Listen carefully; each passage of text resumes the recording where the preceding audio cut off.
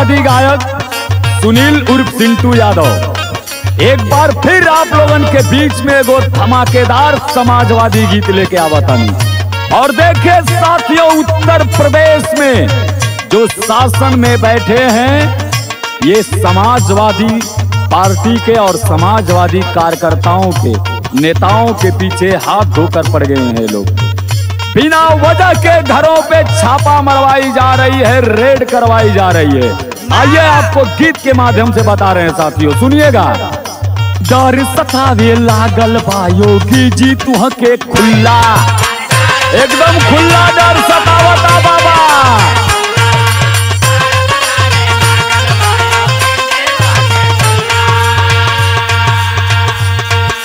अभी तनैया डूबल ना तवले छोड़ता भुल्ला, डूबे दया बहिन का बचल बड़ा बचना डूबब तू।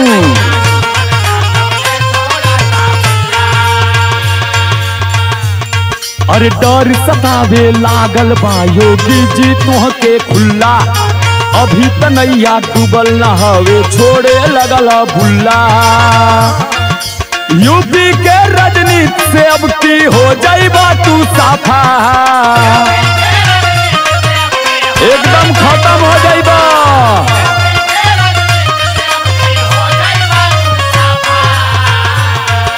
यूपी के राजनीति से अब की हो जाइबा तू साफा। केतनो करबा केतनो मरबा केतनो मरबा रेड छापा बाबा छोड़े लगबा आफा। केतनो तू केतनो रेड छापा मारा पत्ता साफ बाबा।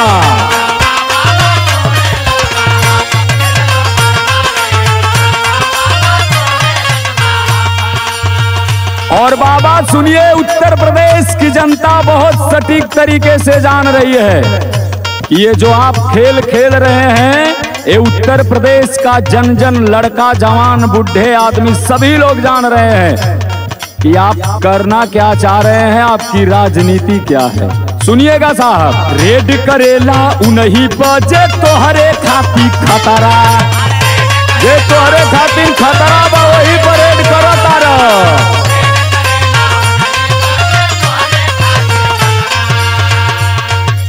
खड्डा खोदा दूसरे के या बनता तोहर जतरा, तोहरे जतरा बनता बाबा।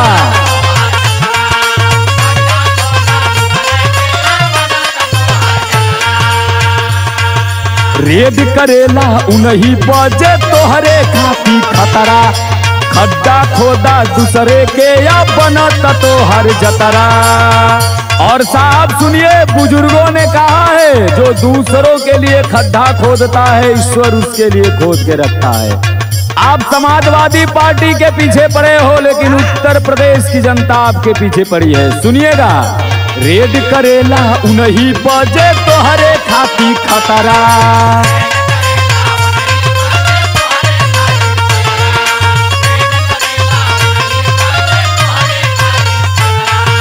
खड्डा खोदा दूसरे के या बनता तोहर जतरा, तोहरे बनता।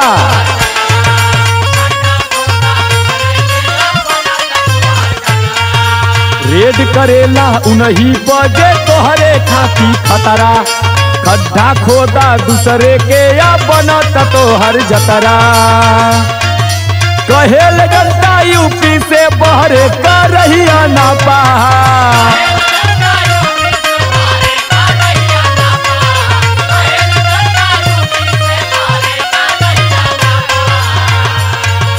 कहेल जनता यूपी का बहरे कर रही ना पा। केतनो करबा केतनो मरबा केतनो मरबा रेड छापा बाबा छोड़े लगबा आफा।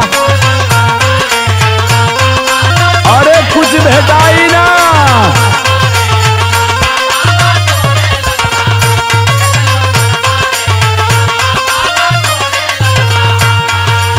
और बाबा जी सुन लीजिए, उत्तर प्रदेश की जनता इस समय पूरा मूड बना ली है और पूरी समझदारी के साथ वोट करेगी इस बार।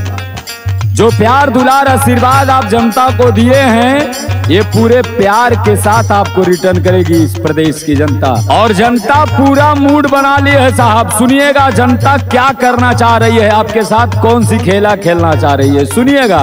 जोर लगा के केतनो बाबा करबा तू अजमाइश, केतनो जोर लगा ला।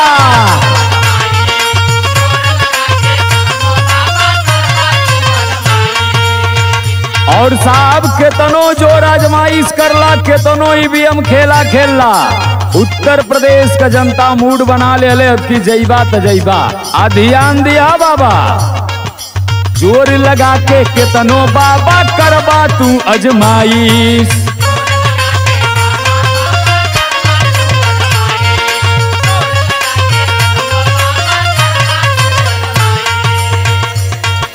पूरा ना हो दी जनता अब की तो हर ख्वाहिश।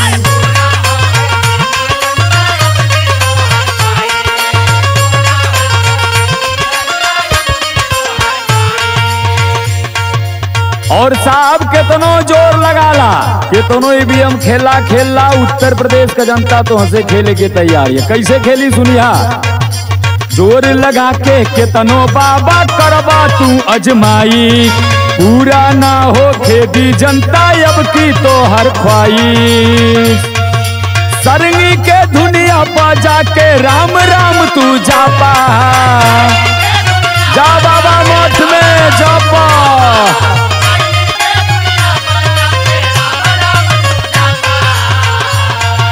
सरंगी के दुनिया पर जाके राम राम तू जापा, केतनो करबा केतनो मरबा, केतनो मरबा रे बिछापा, बाबा हो जाइबा तू साफा, केतनो मरबा।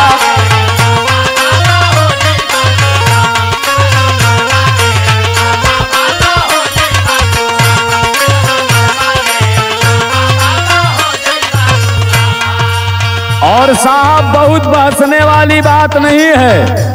आप उत्तर प्रदेश के राहों पे सड़कों पे घूम के देख लीजिए, सपा का जलवा और उत्तर प्रदेश की जनता की चाहत आपको झलकेगी। और जो साहब ये आप अपने रैलियों में पूरा बस डिपो बुक करके रैलियों में बुला रहे हैं सारी बसों को, उत्तर प्रदेश की जनता इस चीज को भूली नहीं है। लॉकडाउन के समय में आपने जो इन गरीबों को उत्तर प्रदेश और पूरे भारत के जनता को दुख दिया है साहब, ये उत्तर प्रदेश के एक लोग जानते हैं। पैदल पैदल चल करके लोगों ने अपनी जान गंवाई है और आज आप अपने रैलियों में बसों को बुक करा रहे हैं। सुनिएगा साहब, उत्तर प्रदेश की जनता जवाब देना चाह रही है आपको। क्या 22 में सरकार सपा का फिर से अब आई, फिर से आई, फिर से। और उत्तर प्रदेश का जनता मांगतिया सूद के साथ कर्जा तो हर एक लौटाई, जितना कर्जा दिले बड़ा पूरा कर्जा लौटाई जनता, याद रखिया साहब। 22 में सरकार सपा का फिर से अब आई, सूद के साथ कर्जा तो हर एक लौटाई। और सुनिए, सिंटू सुनील गीतिया हरदम सपा के रही चापा,